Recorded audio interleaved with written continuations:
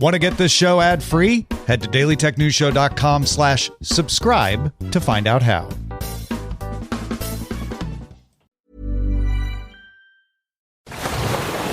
Brace the rudders! Raise the sails! Raise the sails! Captain, an unidentified ship is approaching. Over. Roger. Wait, is that an enterprise sales solution? Reach sales professionals, not professional sailors. With LinkedIn ads, you can target the right people by industry, job title, and more. We'll even give you a $100 credit on your next campaign. Get started today at linkedin.com/results. Terms and conditions apply. Banking with Capital One helps you keep more money in your wallet with no fees or minimums on checking accounts and no overdraft fees. Just ask the Capital One bank guy. It's pretty much all he talks about, in a good way. He'd also tell you that this podcast is his favorite podcast, too. Ah, really? Thanks, Capital One bank guy.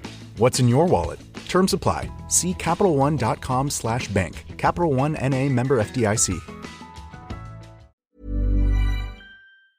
There is a growing expense eating into your company's profits. Your cloud computing bill. What if you could cut your cloud bill in half and improve performance? Well, if you act by May 31st, Oracle Cloud Infrastructure can help you do just that. OCI is the next generation cloud designed for every workload, where you can run any application or AI project faster and more securely for less. This half-off offer is only for new U.S. customers with a minimum financial commitment. See if you qualify at oracle.com/tech headlines. These are the Daily Tech Headlines for Wednesday, April 9th, 2025. I'm Sarah Lane.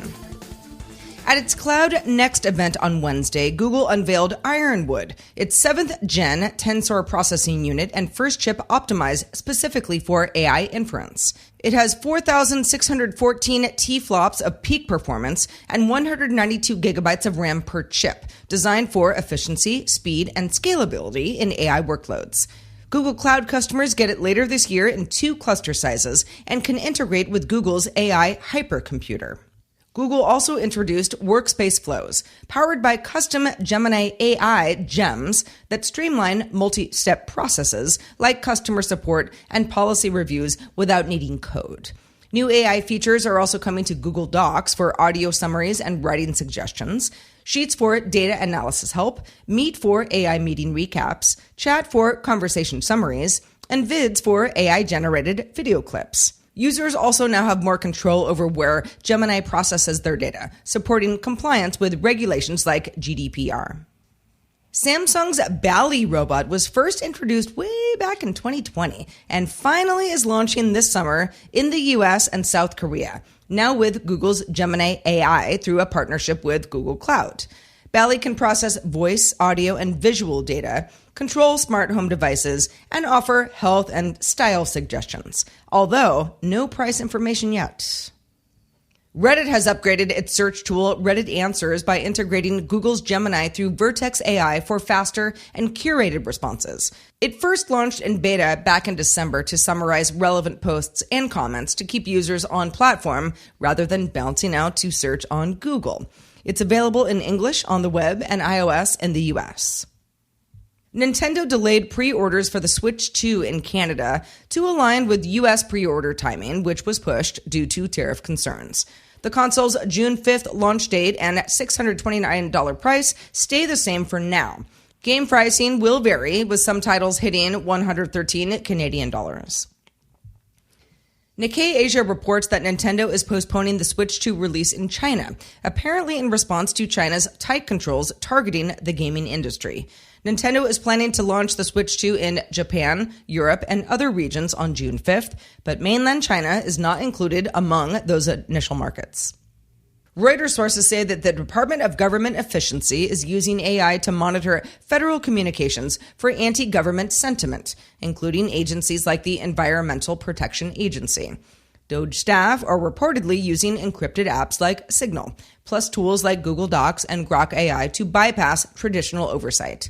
DOGE hasn't complied with a court order to release records following a lawsuit from the Citizens for Responsibility and Ethics in Washington. Google started rolling out the Pixel Watch 3's loss of pulse detection feature in the US, which will call emergency services if it detects that your pulse has stopped.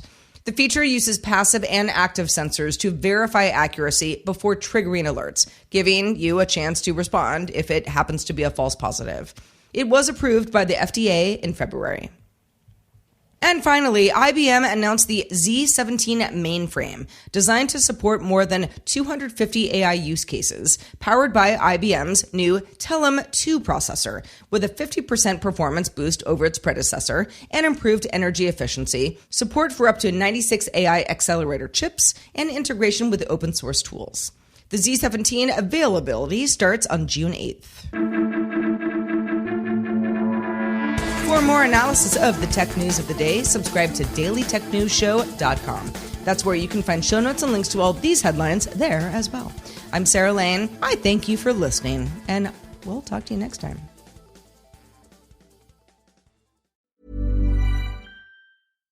Banking with Capital One helps you keep more money in your wallet with no fees or minimums on checking accounts and no overdraft fees. Just ask the Capital One bank guy. It's pretty much all he talks about. In a good way. He'd also tell you that this podcast is his favorite podcast, too. Aw, really? Thanks, Capital One bank guy. What's in your wallet? Terms apply. See CapitalOne.com/bank. Capital One N.A. member FDIC.